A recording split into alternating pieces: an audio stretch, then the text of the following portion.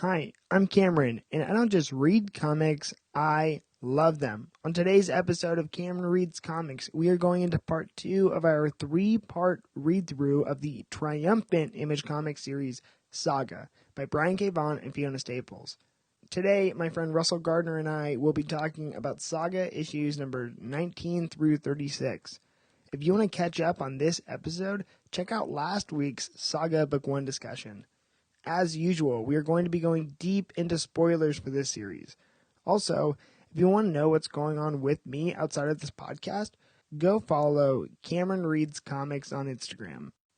Okay, so now we're going to go into our summary for Saga Book 2. Book 2 opens the same way as Book 1, with another childbirth. This time, it is the birth of Prince Robot IV and Princess Robot's baby boy. Prince Robot has been gone from the Robot Kingdom, lost for a while, with people assuming he died. Outside of the princess's room is a janitor who goes by the name Dengo. Since the showdown at D. Oswald Heist's home, Prince Robot IV has been damaged and living on the planet Sextillion. At this point, Marco and Alana have found solace on a separate planet. Alana becomes the breadwinner by joining the Open Circuit, a soap opera series that airs among the planets.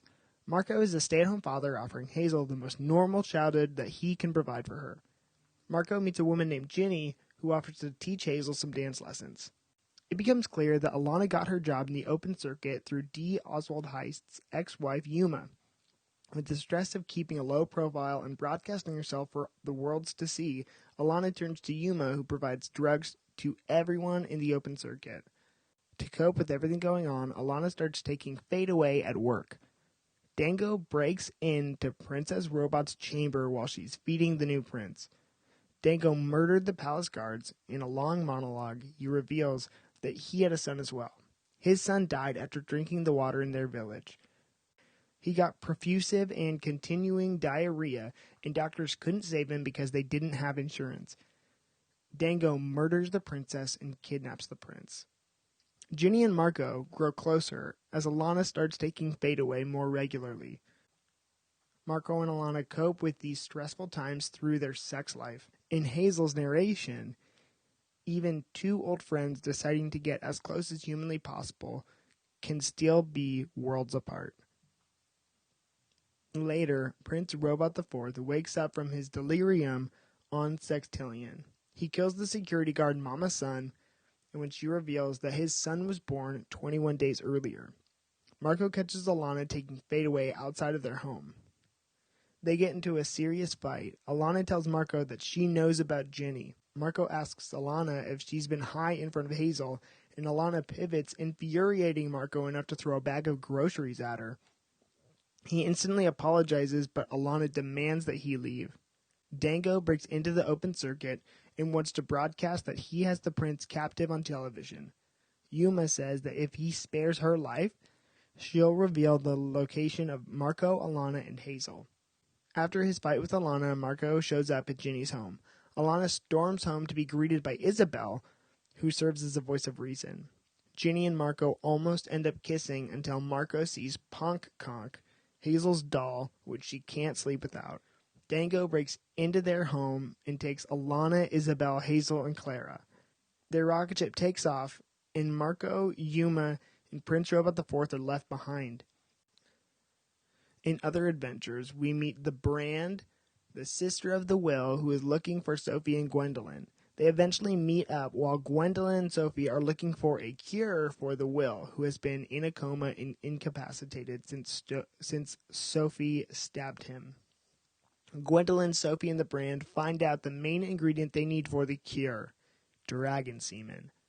Dengo takes the women with him, Alana, Isabel, Hazel, and Klara, to an abandoned planet to meet up with the Revolution, a terrorist group that's against the war and uses lethal methods to try and stop it. They slaughtered a daycare center and decapitated every civilian in a concert hall on Wreath. Yuma and Marco, meanwhile, grow closer.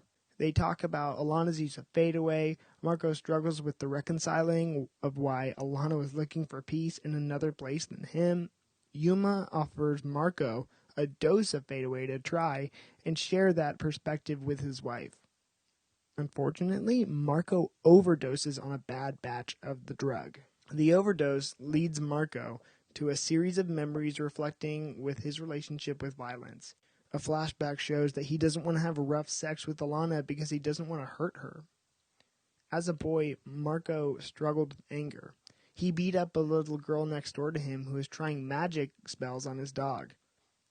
And then, as a soldier, Marco fired on a civilian and cost that civilian his life. Prince Robot IV saves Marco and Yuma through a blood transfusion. After the bad trip on drugs, Marco has a new understanding about himself and Alana. Sophie and the brand grow closer. Their relationship similarly reflects the dysfunction between the brand and the will. They both long to cure the will, and Sophie plans to stay on his journey with him. With Alana whispering in his ear, Dengo starts to regret joining the revolution. They reveal that they have partnered with the Landfall and Wreath prison systems in order to free former soldiers of the last revolution. To make the exchange, they are going to bring in Hazel and the young kidnapped Prince Robot. The ship containing Marco, Goose, Prince Robot IV, and Yuma run into a Robot Kingdom ship. They originally planned to fight, but Yuma notices a problem in the engine room. She tells them that they need to run. Yuma walks into the engine room and sets herself on fire in order to create the last bit of fuel that they need to escape. After several bad run-ins, Gwendolyn, Sophie, and the brand finally find the only male dragon on the planet. When the dragon falls asleep after pleasuring himself, Sophie brashly and dangerously sneaks into the cave to grab the semen. What she doesn't see is that the dragon wakes up. As the brand sees Sophie in the dragon's crosshairs, she leaps forward and the dragon takes a huge bite, chomping off half of the brand, effectively killing her. Dengo revolts against the revolution and kills the other members. Meanwhile, Marco and Prince Robot IV's ship crashes into the planet Alana and Dengo are on. Alana takes out several of the revolutionaries on her own and teams up with Dengo to escape. Klara, Hazel, and Lexus, one of the last revolutionaries, take off on Dengo's ship and escape the violence. The ship phases out while Alana and Dengo are outside. Alana holds a gun to Dengo, threatening to kill him, but before she pulls the trigger, Marco comes up over a hill to see his wife for the first time since their fight. Alana wants to kill Dengo so badly, but Marco reminds her that's not who they are. Prince Robot IV comes up the same hill. When he sees Dengo, he knows that's the man who kidnapped his son and murdered his wife. He suddenly and unapologetically murders Dengo. The Will wakes up from his coma to see Sophie and Gwendolyn. He's initially glad to see them, but when he sees the brand's dog Sweet Boy, he learns of his sister's death and he demands that they get away from him. Years later, Hazel, Klara, and Lexus find solace on a prison planet for enemy non-combatants. Hazel attends school there and based on her experiences is understandably different than the other kids. During their time there, they make new friends. Hazel grows close to her teacher at the school, Noreen. She also bumps into a transgender alien known as the Petrichor. Because of Hazel's naivete and her trust in her teacher, she reveals her wings to her. Something that she's literally kept under wraps underneath her clothes. Her teacher accepts her, but due to the shock, faints and knocks her head on a table on her way down, causing a massive head injury. Meanwhile, Marco and Alana have been searching the galaxy for Hazel and Klara. Their partnership has drawn the two closer to one another. While they had vowed not to have sex until they found their daughter, they can't keep all of their promises. Prince Robot IV has created a safe haven with his son and Goose on an island. A tabloid reporting couple, Upshur and Doff, were seeking information about Marco and Alana.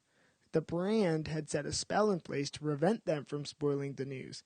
After the death of the brand, the spell gets lifted and Upshur and Doff decide to continue pursuing their story. They seek out Ginny and wander to Dengo's ship. There they encounter the Will and Sweet Boy, who recruit them against their will to work for him and lead him to Alana and Marco. The Petrichor helps Hazel resolve the situation with her teacher. Noreen heals up and promises to help Hazel break out of the prison camp. Prince Robot IV decides to help Marco and Alana rescue Hazel once they find out where she's being held. After they leave, the will ends up on the planet, and visions of the stalk are enticing him to hurt the young prince who now goes by Squire. Goose defends him and cuts off the will's fingers. What keeps the will from harming young Squire is the vision of his sister, the Brand, holding him accountable. Marco successfully breaks into the prison planet and sees his daughter for the first time in years and pulls out Ponk Conk. Their reunion is beautiful. As they make their escape, Klara decides to stay on the prison planet, but Petrichor escapes in her place. As she meets Alana, she lets her know that she is pregnant.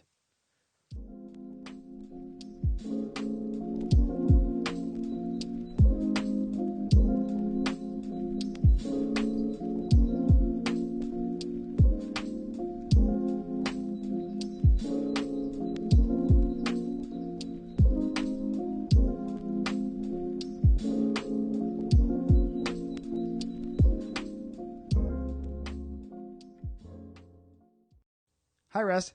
Hey, how's it going?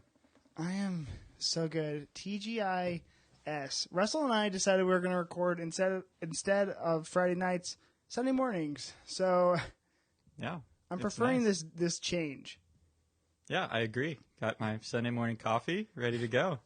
We fiddled with the audio for about half an hour. As it should be. That's literally as, low budget podcasts begin their journeys. Try to get my mic stand perfect for a solid 12 to 15 minutes. So. Here we are now. And you know what? He sounds great and he looks great, which you can't see on a podcast, but, let me describe it to you. Yep, it's there. Thank you, Kev. It's great. So, Russ, going back, we're going to start with the same question as we did last time. Saga, Book 2, what'd you think? So this is as far as I've gotten on Saga. Wait, seriously? Yeah, I have procrastinated Book 3 forever, and so I think the first time around there was no Book 3 when I read it the first time, and then I read Why the Last Man and some other stuff, and so this is as far as I've gotten, and I forgot a lot about this because I think I've probably reread Book 1 a bunch of times, and Book 2 I think I've only went through once. But this, for me, is really where the series starts to, shine and the characters start to come out because you have, the context for what they've been like. And then I think he does, a really masterful job of, flash forwarding you a couple of years at a time. And so now it's Hazel's older and can talk, and it's adorable. Yeah. And so I really loved it. I loved all the characters. And then now he starts to tweak with them, right? Yeah. I agree with you. I really think that while I love Book 1, I really think that this is really kind of where the series gets started. And I think that the situations that are put upon Alana and Marco are really well done. I think that their love becomes way more authentic in this volume than the last one we read. Right. Yeah, it's almost like they had a kid when they were still in the honeymoon phase of their relationship in a lot of ways. And now to represent that they're out of the honeymoon phase, for a portion of time their kid's just gone. Yeah. And so it is nice. I agree with you. It's kind of symbolic of their relationship that now they're in the turmoil, hardship section where things start to look a lot more realistic. Yeah, and Russell would know better than I would, being the scholar that he is, but, story is driven by conflict, and I think this is where we get a majority of the conflict, I think the first volume was a lot of setup, and I applaud Brian K. Vaughan's setup, but now here we are in Book 2, and stuff actually really starts to happen. So, on that note, we were introduced to a bunch of new characters. Did you have a favorite new character?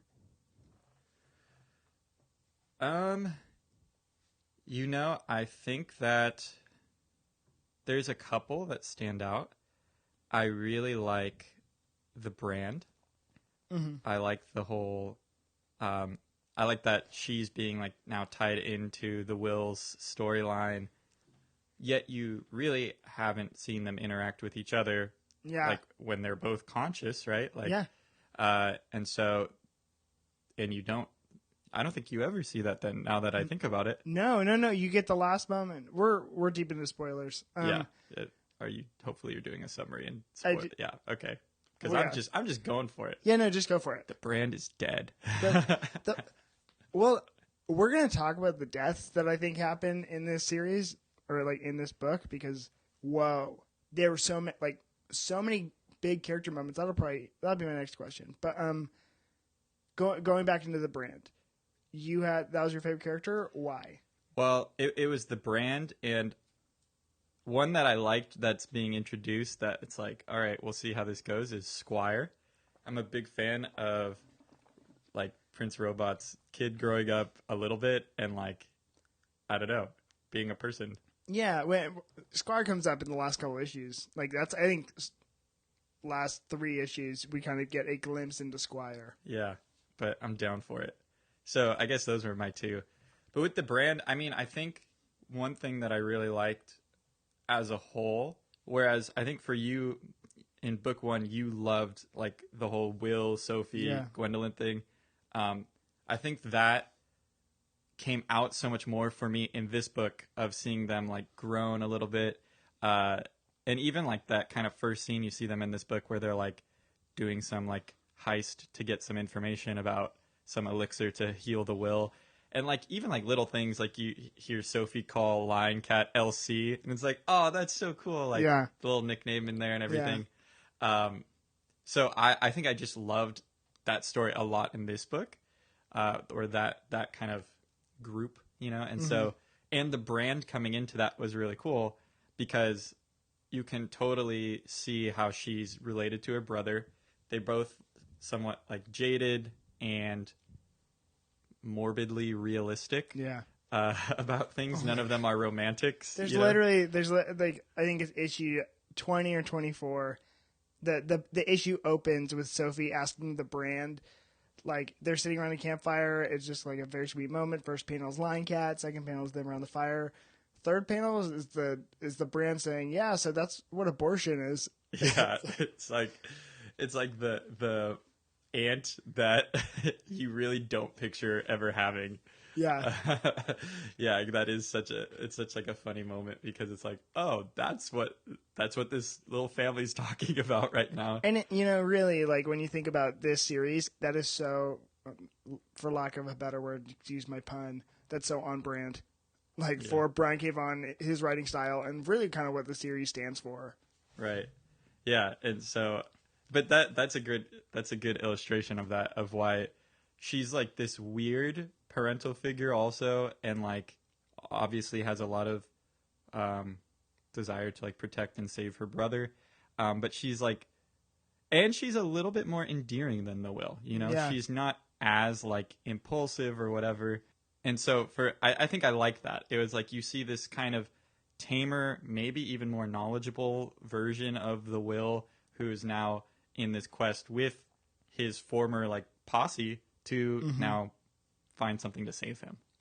Yeah, and you really kind of see, well, obviously we were thinking about this book as a structure of family, and with the brand, number one, we talked about it last week, but the illustration of the brand being Sophie to the Will's Billy, and then him rescuing this girl and giving her the name Sophie.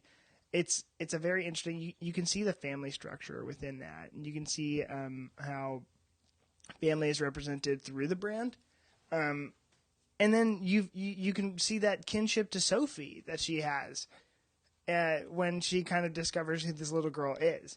And I love that. And within this volume, I don't think that they are my favorite structure because they were last volume, but they undergo a lot of changes. And so it's not, the Will's not really in this book at all, but and not until the end, but the Will's not in it at all. And you have them doing other things. Well, friggin' half the book, they're looking for dragon semen. Which is so good. I love how the dragons are like not what you think of in medieval times. They're like these weird huge salamanders. Yeah. And I love that. I love how that gives like Brian an excuse to kind of give like the funny humor with like Sophie. Like, I don't think that's a boy dragon. Like, those aren't boy parts with the. Yeah. Yeah. And then, of course, when they find the one boy dragon, he's in his cave sucking his own penis. Yeah.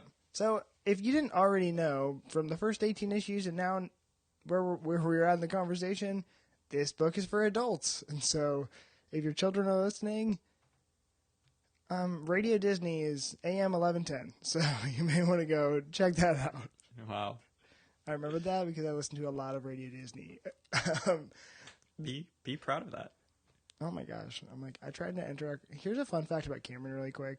I tried to enter a contest to go on a shopping spree with Allie and AJ, who were the biggest pop stars at the time at ages 10 through 11, and I didn't win, so I just want everyone to know that. Well, that's like quite a bad fact, really. You didn't even win. It's not fun. I think about it, so my heart hurts. I think that's your tragedy of the day. Dang. I have a daily tragedy for everyone who's wondering, and damn, that one. And today that's the tragedy of remembering that you didn't win that contest. Allie and AJ, if you're listening to this, I'm still down to go for a shopping spree. This episode's also sponsored by The Gap, by the way, so that's where we'll do it. Yeah. Actually, going into my favorite character, and Russ and I were kind of riffing on this, but we had to stop. My favorite new character is Dengo. He was a janitor for Prince Robot the Fourth's Kingdom, and he comes up in issue 18. He just pops right out. And he's a janitor, and I think it's really cool, number one, how they illustrate this character, too, and his status within the Robot Kingdom by the TVs on their heads, Prince Robot the Fourth has, it's almost like an iMac retro one, where it's kind of rounded at the back, and it has two antennas. Dengo's is like a crusty old VHS that your teacher would roll in to class on, like, a rainy day or a snow day or something, and that's what his TV is like. And his is only in black and white, which I found to be a really interesting detail that stuck out this time I read it. And so... Right, yeah. You learned for the first time that only the Royals TVs are in color, which is fascinating. And, that's something that we've only necessarily really had exposure to the Royals, because when their images flash, it's just like, wow. But to see a lower... their status is dictated by the TV on their head, which I feel like we could explore that, but I think that is so fascinating by itself. I also am so in love with Dengo. Like, there's so many beats that he does. Number one, I think his arc in the story is really well done, and a character who really didn't deserve any sort of forgiveness or retribution. I think he does kind of redeem himself towards the end, which is not something we saw coming. Number two, I think his motivations for everything that he was doing are superior to everyone else's motivations. Like the whole arc of him having his son and saying, like, when he kills Prince Robot the Fourth's wife, the mother of his child, he's like, do you remember what the last words to my son were? Shoots her in the head, and he says, I forget. I hit my mic because I forgot and I was passionate, but I just think stuff like that's like, whoa, it's so good. And I think, I was talking last week about how Prince Robot the Fourth is the most sinister. No, I think Dengo is terrifying. And then he just murks all these people, and he has this kid with him. He has the royal prince, the newest heir to the throne of the Robot Kingdom. And it's like, whoa, you are a real threat and you're scary. Yeah. Yeah, I definitely agree with I think he's, to me, one of the more insidious characters that we've met.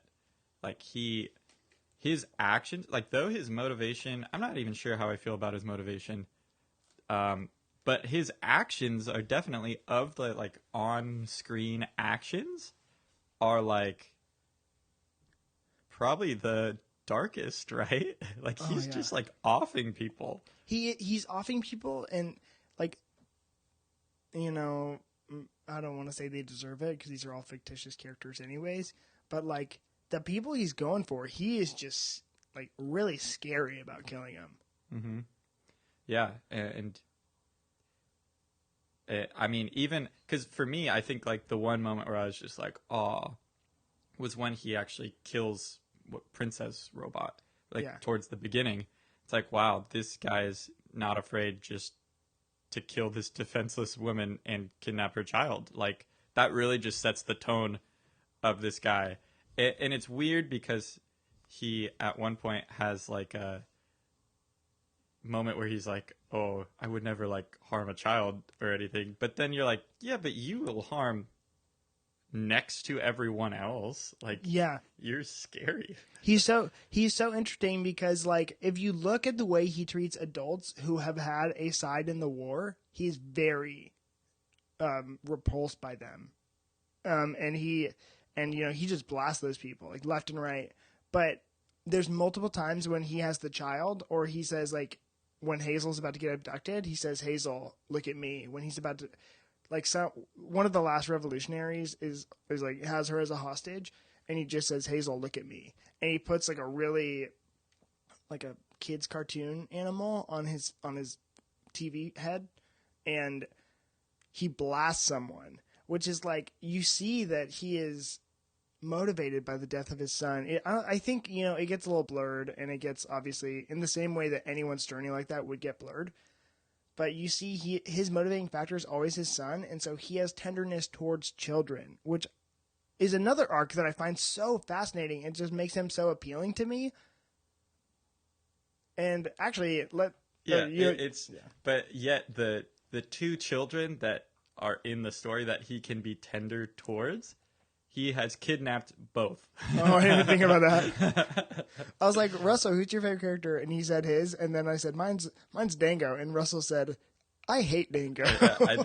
Because think about that. Think about how like twisted that is. It's like, okay, it's like it makes it creepy for me when I'm reading it. Like, you're being sweet to this kid that you just forcibly took from her mother, and you're holding this other kid that has been just like kidnapped, like for the duration of your relationship, but then like he does have the whole like when they're like escaping from the revolution, and he like gives Prince Robot to Alana, and then he's like, "Oh, if he stirs, just bounce him a few times or something." And it's like he knows how to take care of the kid, but it's a kid. It's just so like it's so weird for me to read, that. And I think because Dengo to me seems very deranged in a lot of ways. Mm-hmm. Like he thinks that certain actions will bring about certain results, which they won't, in terms of like getting his cause of, trying to end the war and whatever, start a revolution and stuff. Yeah.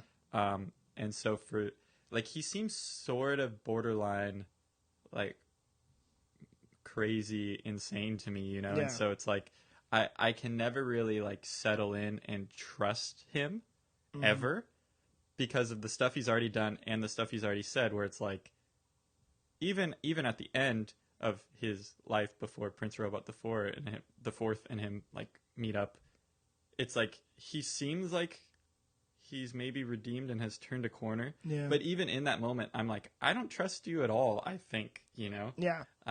So I don't know what your take is on that. But well, I think it number one reveals how trusting I am towards people. Like, and Russell's reasonable suspicion. And I'm like, wow. I'm like, I love him. Like, put Dengo for president. No, just kidding. No, he's terrible. I just thought he had a very, I don't know, kind of redemptive arc towards the end, which actually you kind of led me into my next question, which is, we had a lot of big moments in this book between, the reuniting of Alana and Marco, the Brand's death, the Will waking up from his coma and telling off Sophie and Gwendolyn. What did you... And I think, then we get into Dango's whole entire, beginning and end in this narrative, and then eventually Marco and Alana's reuniting with Hazel. What do you think stuck out about those, or did you have a favorite moment? Yeah, I think I love the moments that revolve around significant times in the Alana, Marco, Hazel family, you know? Because I feel like those are almost like markers for where the story is. Like, oh, and now we're at the part where Marco and Alana are separate because of circumstances and the rocket ship takes off and all that stuff. And it's like, okay, we're in a certain phase of this story, and you can really see like how that takes a toll on each of the characters. And now you have like Marco making some weird deal with Prince Robot the Fourth because they have a common interest in finding the rocket ship now. Yeah. And so it's kind of cool because it sets up that. And then also, I mean, you're right at the end when you get it, but it's like now we have the family united again, you know, and it's like, wow, and it looks different because Grandma's not here and we have a new passenger on board.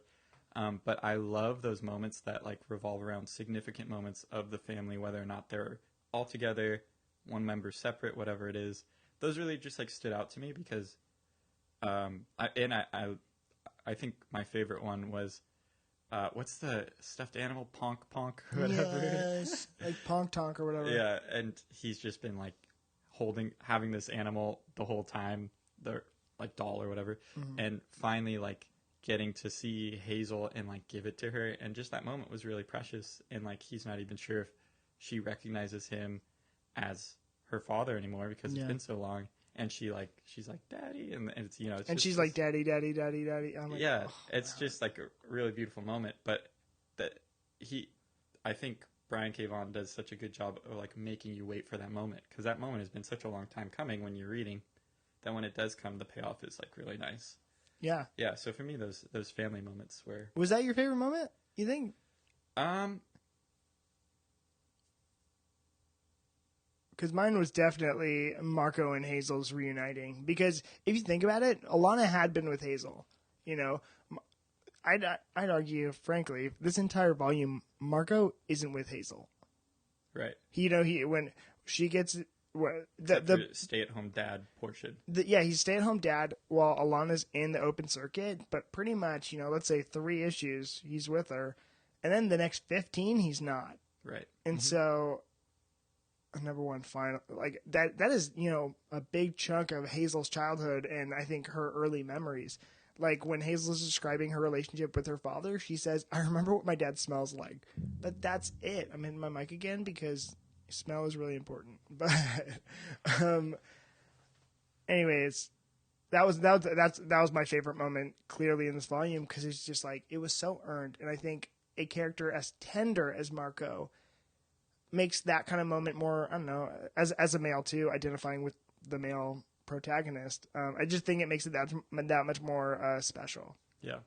Yeah, I think that probably was my favorite moment. I do have like a favorite line or favorite panel, but it still revolves around Marco. It's when Marco and Yuma are like OD'd, and Prince Robot the Fourth's like, oh, let's just like forget them. Like they're all drugged out. They're supposed to be helpful. And then are we saying Goose? I'm saying I think Goose, it's Goose, right? yeah. Goose is like, we need to revive them if we're going to win this fight coming up. And he goes, why? Like, no, we don't. And then Goose says, because I'm not scared of you at all. But that guy like scares the crap out of me, pointing to Marco. Yeah. Like, just that contrast because I think that's just such like great writing. Because Prince Robot the Fourth is a pretty scary guy. He's not afraid to like just take matters into his own hands. But then for this character that's like interacting with both of them and I think that adds to sort of the weird like mystery of Marco and his impulsiveness too. Is like this one character is like, yeah, I don't want to mess with Marco at all. Like you're kind of ruthless. I don't care though. And I think that's really nice because and then you get to the moment where he's reunited with his daughter, and it's like you still have this whole context of Marco that he's not like this pure character now or something. Mm-hmm. He's still impulsive, subject to rage and all this stuff, and it's like you're concerned for him a little bit. Yeah. Yeah, I just thought Marco, within this series, I think we get a lot more context into the pacifism of Marco because you see... number one, we get more context into the war and why it started and how it has panned out, and to the point where Landfall or the Landfall Coalition really isn't even fighting in the war anymore. They have outsourced it to other planets, Mm-hmm. and so that's kind of where the Robot Kingdom comes into play because they're part of the Landfall Coalition. But you see that, but then you see what Marco is like as a soldier during that OD. I thought the OD like arc for Marco, not for Alana, I thought it was wonderful. Yeah, the going back in time stuff and seeing all that. Yeah, that was really cool. It was just like, number one, it sees all these planes coming through, and he starts shooting at them, and like he kills a civilian. He kills a civilian of the planet that he's on. He kills him in another Mooney, frankly, and you see that where it's like, oh my gosh, you can understand the arc of like why he is wanting to be a pacifist as he learns he's becoming a father to a child. You know what I mean? Yeah. And it's like he's a pacifist because he believes in it, but he's a pacifist because he's scared of himself. Yeah. Like, that this is like some mentality that he's clinging on to, and he barely has a hold of it, right? Mm-hmm. The pacifist himself is the one who like chucked the grocery bag at Alana in that like impulsive rage, and now he like can't forgive himself for that. Because that was like even though it was, I mean, relatively like sort of a mild out, like he didn't like, I mean, not that it was okay or whatever, but it wasn't like. The Camera Reads Comics podcast team does not advocate for any form of domestic violence. Absolutely. But I think Isabel also is like, in your defense, Isabel comments on that moment when Alana said he like assaulted me, and Isabel says, he threw a grocery bag at you. Yeah, it's like you got lettuce and soup thrown at you. You know, it's a different thing. For what the situation could have been, dictated by the circumstances, it could have been a lot worse. We don't advocate for what happened. Right. But it's almost like he's treating, what I think the point I was trying to make is he is treating the circumstance as though it is like the level 10 domestic violence. Like he can't even see himself the same because he knows so much about who he is in his core. That he's like so impulsive, and he's had so much rage in his past that even this moment, like he almost can't cope with it, you know? Yeah, and I think a lot of that too, I don't want us to forget that he is a man in mourning in the loss of his father, because a lot of, during the OD, he goes into not only his past in the war, but his past as a child when wow, I'm like really thinking about this issue. That was probably my favorite issue of the book. But he goes back into his beginning with Alana, and he's telling Alana like, I was violent towards someone as a child, and his father disciplined him, and like I'm pretty sure he beat him pretty bad because Marco was a child, and he finds out his next door neighbor, the little girl, was practicing fire spells on his dog. And he went full blind rage, as a child does. But he like beat the girl, put a black eye on her, and he feels like he's justified in doing that because he's defending his dog. But the girl comes over with her mom, in the same way a neighbor would, and your son beat my daughter. And so his father, you have a moment of his father beats that out of him. He's like, that's unacceptable, la la la. And I think that you kind of get the product of the guilt behind that from his father, because that's a lesson that his father gave him. But it also kind of reveals the humanity of Marco's father, where he wasn't just this tender guy. He was a father who would discipline his son maybe in the wrong ways. And maybe there's shame attached to that, or guilt. Right, there's a ton of shame, right? Like even, I think just those panels where he's getting like beat and then he's like saying like, thank you or whatever, like he's like his parents are making him say thank as a you child, for receive, like that is crazy, like and you can tell there's so much shame that's like been carried with him, and it hasn't been just that one instance. It's like this is like a theme of who Marco is, that he sees injustice or he sees something that is wrong usually, right? Like dog getting hurt or whatever, but then he just takes it up a notch, right? And his reaction is so severe that then once that is done, the aftermath of that is he sees his own destruction and how that's even outweighed the circumstance to begin with, and now he's left with that shame and kind of in perplexity about it, Yeah, absolutely. It was. I just thought it was so well done. I thought it was so fascinating, and you just get more context. And I'm just a very context-oriented person anyways, and so understanding the circumstances that dictate the way someone behaves the way they do, I'm like totally. All about it. And okay, I wanted to talk actually about our two favorite characters' deaths because I found something similar within those. The Brand died saving Sophie. She got chomped by a dragon, and it just felt like a whirlwind woe that just happened. It was just like, what? It was so sudden. Yeah, you get one panel for it. You get one panel. It's like... It's not like this whole, like, fight thing. It's just like chomp. Even the setup of that whole thing was just kind of like, okay, now we found the male dragon. And on the same page, it's just like, oh, Sophie's trying to find her, trying to grab the semen, and the dragon spots Sophie.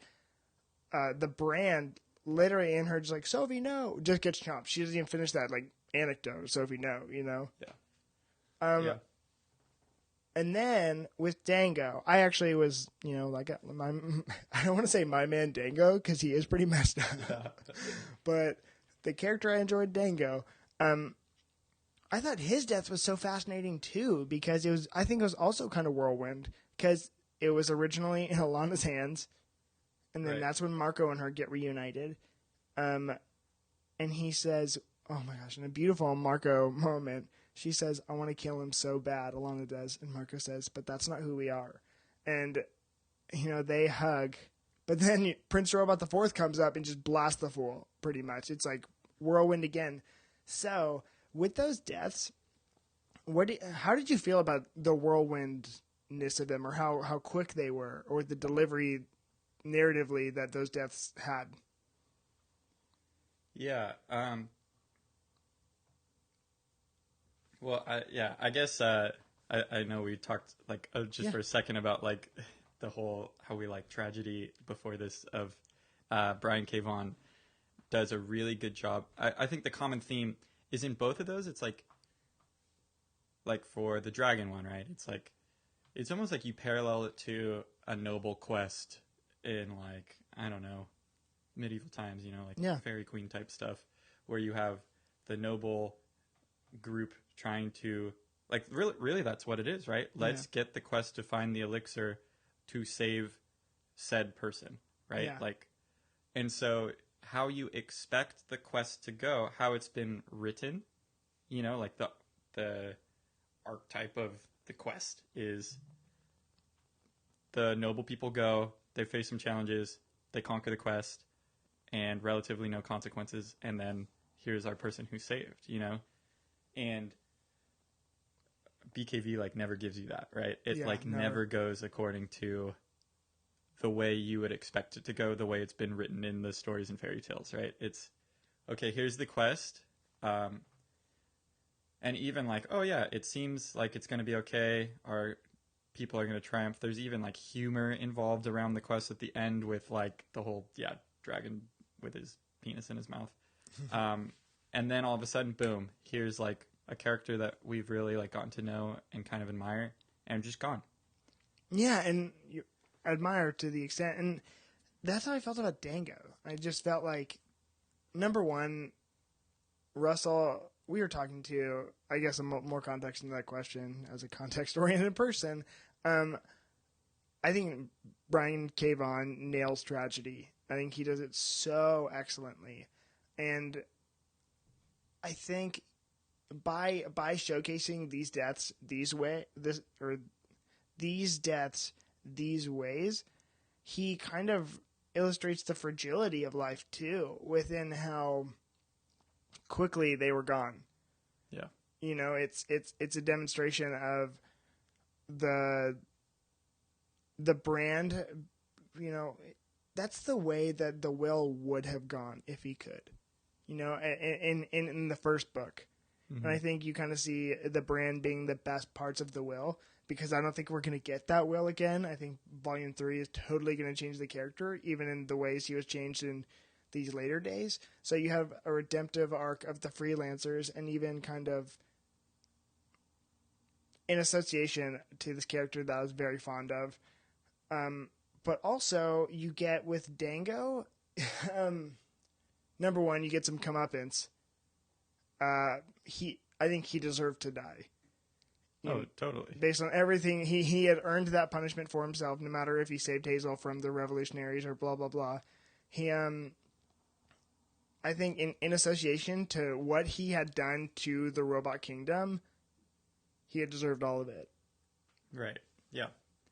But he also dies at the very moment where he's been given the chance to prove himself.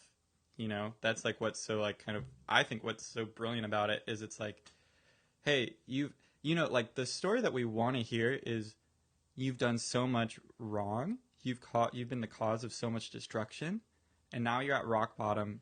Here's your hand, like here's an extended hand for you to hold and be lifted up, and maybe you can start making the right decisions now.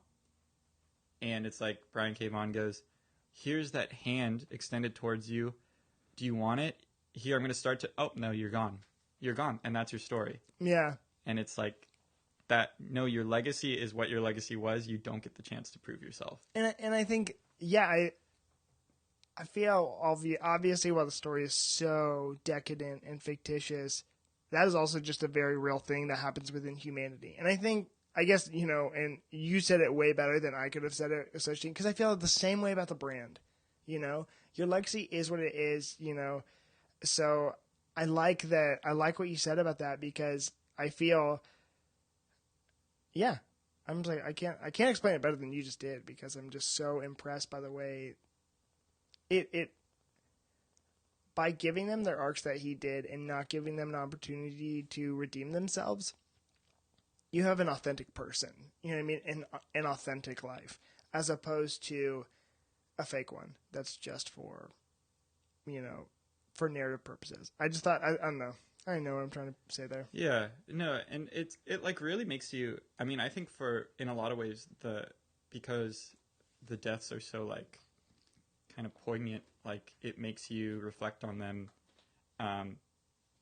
And yeah, I don't know. For some reason in my head right now, I'm contrasting those deaths to the life of Klara, Hazel's grandmother, and how, like, I don't know, there's something to be said, I think, about one's life encapsulating all the good and all the bad. And you, like, I think for Klara, for me, like why I'm thinking about this is she has kind of just always been a stable figure. You know, like you have the flashbacks into Marco's life where even when he's being disciplined by his father, Klara is like crying like, oh, I hate to see this, you know, like don't beat my kid, but also like kind of yielding to, okay, he also probably needs to get disciplined for this, you know, and so, but having those very like parental emotions, you know, of what's going on. And throughout the whole book, right? Like even when she encounters Marco's wife, who really on the surface stands for everything she's ever hated, she's like able to get past that fairly quickly and like care for her grandchild and everything, you know. And so there's something to be said about like her life as a whole has resembled stability, and there hasn't just been a moment where it's like it's not like you're waiting for this moment, and once you find that moment then you can have redemption. It's almost like her life was just characterized by these little normative actions that have just gone throughout her whole life, you know. And I think there's something really like beautiful about that her, at least how I see her everyday circumstances have painted her into what I see as a really respectable character in this book. Yeah. And there's never been a special like Klara moment of, you know, I mean, maybe with like her husband and she has to mourn the death, but she's already been the person she's been for so long, you know? Whereas you have these characters now like Dengo and like the brand where it's like you want them to have a redemptive moment to pull them up. But at the end of the day, it's like they kind of face the logical conclusion of what you would expect their actions to face. Homie tries to start a revolution. You're dead. Like, you died because of that. Yeah. I'm a freelancer assassin who kills for a living. You died because of that. Live by the sword, die by the sword. Yeah, it's like the logical conclusion of that. It's and there's something in that like makes us almost like groan, or makes me groan internally because, especially for the brand, like I want her to have the redemption. I want her to experience that. Oh my, and I don't know. I think the brand is better. And I think after this arc, and especially like first volume, the Will is probably my favorite character, but going into the way, I don't want to say the way his character is treated, but kind of his arc moving forward, I'm not a fan. You know, and maybe I would have rather had him died at the hands of Sophie while she's all drugged up, while that would have been anticlimactic. I don't want to spoil the later volumes, but even the way that he woke up and seeing her die in a way that I think she would have been fine going as, because throughout their time together, she starts to care about Sophie too, you know. But she says, one second, I'm finding it. But she says, oh wait. Hazel narrates the moment that Sophie and Gwendolyn wake up the Will, and she says, nobody knew what kind of nightmare had been awakened that evening, but in time my parents would find out. Because the Will, who we are experiencing now, is not the one that we had left. And so I'm just kind of like, I have to be reminded, I think he is the villain of this story. And while he may have tender reconciliations of, you know, tenderness and loving, I think he is a broken man kind of suffering from his own brokenness. Yeah, he definitely seems like he's on a downward trajectory, you know. Yeah, I would agree with that. That as we're ending book 2 here, it's like he's the one most set up for destruction, and the one who's like, you have everyone facing their difficulties, right? Like whatever has happened, and he's the one right now who has the death of a sister, and now that's motivating him towards really just destruction and vengeance, right? Yeah. Now I got 3 questions left for you, and I think they're all really kind of about our main characters, our main protagonists. So when we look at Prince Robot the Fourth now compared to the first book, he is an entirely different character. What did you think about his arc going on in this story? And we've touched on it briefly, but I mean, let's dig into it. Yeah, I loved his arc. I think there's he's one of my favorite characters probably, because of what's been going on in this book. I think there's like a lot of good stuff going on. Like, well, first off, I love how he is in book 1, he was kind of like this soldier who you felt like had to make a name for himself in his kingdom, and also like had some weird, I need to defend the legacy of fallen comrades, a lot of stuff like that going on, right? So you see him as kind of like a soldier first, and like a royal first, right? And then like you have so many of those identities just flipped on their head in this second book, because now here's the soldier teaming up with his enemy, right? Teaming up with literally, a guy whose kingdom has fought against this whole time, right? And so you have that like just getting totally like flipped, and so it's kind of like breaking down those walls of who he was. He's no longer this idealistic soldier that needs to have his like soldier box maintained. Now you have things that are poking holes in that box, and he's becoming a more nuanced character. And then on top of that, you have the identity as a royal. Like that's just totally stripped from him here. And so now he has nothing to prove to his father, that he's been continuously disappointing, or his kingdom, because it's like, you're no longer part of that kingdom. Yeah. And so I really like that. I think it's a really nice area for him to kind of go anywhere. You know, there's a lot of openness, because now the core parts of his identity, even as like a husband, that's gone, right? The identity to his wife and being part of that royal lineage is gone. The only identity he has left to preserve is that of a father, and that's a new identity that he really only comes into halfway through the book, right? Yeah, and I think what he's fighting for changes. In the first volume, he's fighting so that he can go back and be home with his pregnant wife. And, now he's been gone so long, his wife, this book opens with the birth of his child. And eventually his wife passes away, so he doesn't need to go fight to see her anymore. And now we find him, and he is with his child. He's with his son. And so what is his motivation now? You know what I mean? Like you're seeing he's an entirely different character.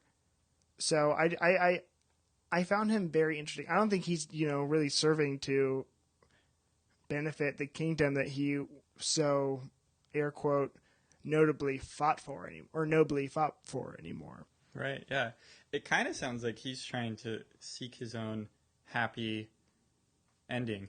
His disgraced but happy ending, like even when they're about to go on their quest to get Hazel, it's like he's really reluctant. He just kind of wants to stay at whatever that planet was that they're kind of hiding out on with his kid and maybe just be content there. Yeah. And which is kind of cool. Like he's wanting our story for him to end right there. Yeah. And it's like, well, of course it's not going to end right here for you, buddy. But that is probably like his nice moment, right? Is he now has his son is growing and they are on this planet. He can be a father. End story here. They lived happily ever after, right? Mm-hmm.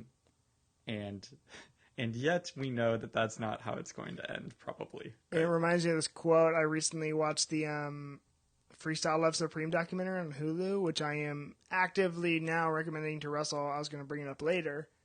Actually, really quick. One of the biggest reasons I got Russell to read this comic book series is because on the back, Lin-Manuel Miranda had stated this was the current best thing that he was reading right now. That's true. That was a very big selling point. And Russell loves Hamilton, so I was like, by the way. But in the Freestyle Love Supreme, going to your point about the ending, and we know that this isn't Prince Robot IV's ending, Lin-Manuel Miranda had said an Orson Welles quote in the documentary, and he says, the happy ending is really, if you want a happy ending, it just depends where you end your story, because all of our stories kind of keep going. Life doesn't happen linearly. It's a lot of things happening at once. And so, and I think actually that Brian K. Vaughan nails that in this narrative, you know what I mean? Because there's so many stories happening at once, and while some people are having victories, others aren't. So, right. Yeah, that's true. That's a good quote. I mean, because I think that makes sense, right? Yeah. You have, if we could end the story right here, we would call it a happy ending. But we know that there's more life to be lived for those two characters, right? Yeah, that's true. I think we were in our little break. We were talking too about how, specifically with Robot the Fourth, that he was reminding me as I was reading of like kind of this, like this sort of thematic character that has existed throughout time, who is royal or who represents something and then is disgraced and has to like do something to prove his worth again. And I was asking you like, oh, what are some characters? You brought up Hamlet, which I thought was like pretty nice. I'm like, this is a very Prince Robot the Fourth is V Simba, so I didn't bring up Hamlet. I brought up Lion King. Oh yeah, you did. But you knew that Lion King was based on Hamlet, or like I'm like, I'm deep. Well, but it's so true, right? Yeah. I mean, even if you want to go with Lion King or whatever. And you know what? Another one that just came to my mind is Prince Caspian. I haven't read that. Oh, yeah. Prince Caspian, it's the same thing. Russell and I are C.S. Lewis junkies, for anyone wondering. So, man, maybe we'll have to do a Cameron Reads C.S. or something, and we can go over that. But yeah, that's the one. Yeah, that would be really nice. I'm like, shoot. Read the Space Trilogy. I am writing that down. Yeah. But, yeah, because King, his, like, Uncle Mirez, Caspian's like disgraced from his kingdom because his uncle wants to take power. It's like literally the same kind of Hamlet thing. And then he comes back with an army and then they fight it out or whatever. In that sense, he's victorious rather than like, in Hamlet or whatever, where he just dies at the end. Spoiler alert, if you didn't know, then you're hundreds of years... Wait, does Hamlet die at the end?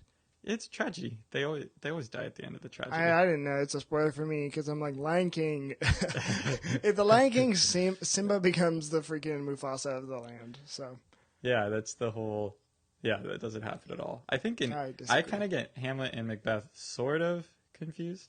I'm pretty sure he like has the duel and then like he wins the duel with like the king who is his uncle, but then he gets stabbed with some poison, so it's like, oh, you're gonna die. Classic stabbed with poison scenario. Classic poison. And another one that we were talking about with another example that you mentioned that right now is just resonating with me so hard is Prince Zuko from Avatar: The Last Airbender. Yeah. The banished son who wants to be able to return home but can't, ultimately finding a way to hopefully redeem himself. Mm-hmm. And it's always it's some sort of merit that they, it's like, it is so, I love that part of those stories, it's like, especially the Avatar and then the Saga, I think, comparison there, it's like, here's the worth that you have to show for yourself. Mm-hmm. Can you bring me the Avatar? Can you bring me literally the Avatar, right? Like it's, can you bring me Hazel? It's like, can you bring me the person here? And if you can do that, now you are worthy. There's something amazing to be said there of like, in those types of stories, the flaw in why this character always has to find some new avenue of redemption is that the flaw is always, if you do this, then you are worthy. Yeah, exactly. And for our listeners, know that it is a flaw because your worthiness isn't something that you do. It's not. I don't think worthiness is something that is earned. It is something that is inherent. Like, you are already worthy. So. Right. And even, yeah. And that kind of like makes me excited as we're like kind of keep reading in the Saga thing, because like even with like Prince Zuko, right? It's kind of at the moment where the character feels the least amount of worthiness is when a new group comes and proclaims their worthiness. Yeah. And then they can be redeemed in that, right? It's very, which goes totally along with that. Like, that your identity of worth is outside of, I don't know, any feat or any merit or any achievement, right? Yeah, it can be proclaimed. It is inherent, and it can be proclaimed. You know what I mean? It's like, we need to proclaim it to ourselves, Because I think we are the ones who don't convince ourselves of worthiness. But I think we're getting a kind of a tangent, because I do think Prince Robot IV also has so much pride that he knows he claims his own worthiness, you know what I mean, to the point of arrogance. Yeah. Well, like watch his interactions with Marco. You know what I mean? He calls him a Mooney to his face, and I'm like, damn. Right, but he's also, and I think that's why I'm excited to read those, because he's also like, he's disgraced. Like, as far as the things that have once meant worth to him, you know, like the people who are the fuel of that arrogance. I'm the son of the king. I am the wife or the husband of my princess wife. You know, all of those things that once used to give him that pride and arrogance, those have all been stripped. Like, he doesn't have that to lean back on anymore. Mm-hmm. And so that like makes me excited to see how that will continue to affect and plague him as the story progresses, you know?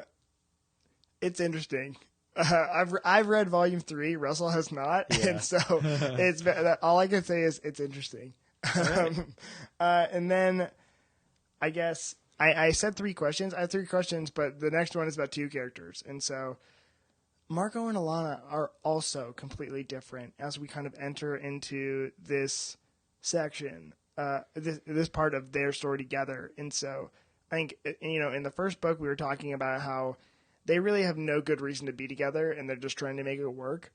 And, I'm glad that they do have the blowout that they do, because Marco and Alana shouldn't be together, like, frankly, and you kind of see how they earn their love for one another, and it's authentic. We get more context into that with Marco and, in his OD'd dream state, but also you kind of get to see it in how they reunite and how they work together to try and find Hazel. Right. Yeah. And so, what do you think about their relationship moving forward? As you know, I think they do a great job of also partner parenting. Like when we first find them, where she is the breadwinner and he is, I don't want to say the homemaker, but like he is the stay-at-home dad taking care of their daughter, trying to provide a normal childhood. And so, right. what'd you think about them in this book? Yeah, I love that. I loved how messed up they both were, right? Like, I love that you have, like, Marco almost making out with the alien. I don't know what her... She's I the dance teacher. Yeah, the dance teacher. Who's also still in love with him. Yeah, totally. And I love that, right? I love that Marco's like, oh, you're super sketchy, Marco. Come on, dude. Yeah. And then I love that with Alana. You're like, oh, you're just doing drugs now. That's tight. Yeah. Great. You know? And so... because I think that's something that you have really been instilled with since the first book. It's like, these people aren't perfect. Mm-hmm. These people actually are like pretty flawed and pretty messed up. And so they have, and I love that they are still able to do a lot of great things together, right? Mm-hmm. Like as their mistakes pile up and as their regrets continue, you know, like you can hold both of those in tension, right? Like you have mistakes on one side and then you have, oh, and also you guys like tried for years and years and years against all odds to find your child in a maximum security prison that is off the grid, and you did it. Mm-hmm. Like, wow, you know, like there's something really special about that, like, and that your relationship was able to take you to the ends of the earth to save your child. Okay, and it's so I love that. I love being able to hold those both. It's like you guys can go against all odds and really have something in your relationship that bonds you to each other and that helps you persevere to save your kid. And you guys are also kind of still messed up. Yeah, and I think they are both actually. You kind of see their selfishness, that both of their selfishness come to fruition in this section because, you know, Alana starts to use drugs.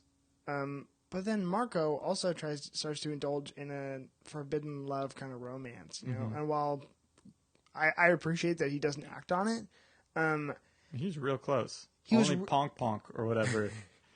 Yeah, no, he was, and I'm like, I love that, you know. It shows both of their selfishness, you know, and so. I found that this conflict was a very good one, and I like how, you know, they dealt with it, and they dealt with the ramifications of what they did. You know, the ramifications of that conflict lasted, you know, frankly, until Marco and Alana got reunited. And then by the time they were reunited, the story kept going, and they were in love. You know what I mean? You got to see them just kind of be a normal couple without the burden of Hazel. Yes, she is their motivation, but you saw them work together as a team. Mm-hmm. And I like that because it made their love more authentic. Like the whole thing of, because obviously we still receive those two characters as imperfect, but the whole thing about them trying to rob people or whatever, they get information. You see, my parents had vowed to never do the act that created me until they had found me.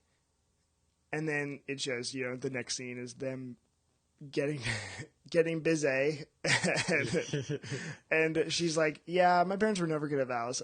So it's like I love that because it's a very endearing moment for both these characters, and so I just think that their love is so much more authentic and grounded, I guess because they have shared experience now. Right.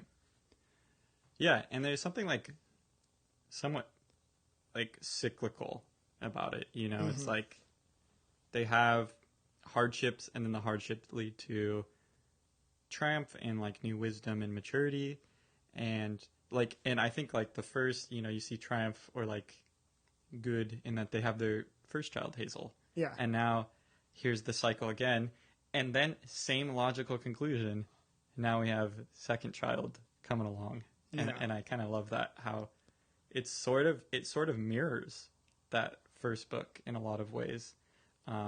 But now they're slightly different people. They have more wisdom. They have really, I think there are more redeeming qualities to be seen in them. They're like kind of strength and fortitude. And so that's kind of cool. Like, I love that example. You know, I mean, I think you're totally right, and it's not pieces I would have put together. Yeah. So it's again, as someone who's already read book 3, I'm excited. I'm excited to get on your level and read that and see what happens. It's been over a year since I read it, so, and the both of these books I've read twice. I think I've read the first volume 3 times. I think this is my second time reading through the second volume. So it's all very familiar. And so now going into volume 3, I'm ready to read it again. And there's moments in here that totally surprised me in the second book. That surprised me. And I was like, oh, wow, I want to keep digging in. Okay, last question for Russ. And this is really kind of just about the arc of within their separation of the last revolution. And going back to not my man, but a character I appreciate, Dengo. I really liked his arc with, that's kind of his final arc and kind of where he starts to redeem himself. He kidnaps Alana and Klara and Hazel, and he joins aboard the ship, and he gets he pretty much calls the last revolution, who are these radical terrorists pretty much trying to end the war, but are doing it by terrible means. And while I think, as a character, it makes sense for him to want to end the war because of how much he has suffered from it, just like every other character in this book has. But I think I just wanted to, how'd you feel about the last revolution and their whole part in this story? Were you a fan? Did you think they were necessary? Did you think they were lame? Yeah, I mean, I think I appreciated their role in the story. I don't think there was any emotional connection or whatever realization.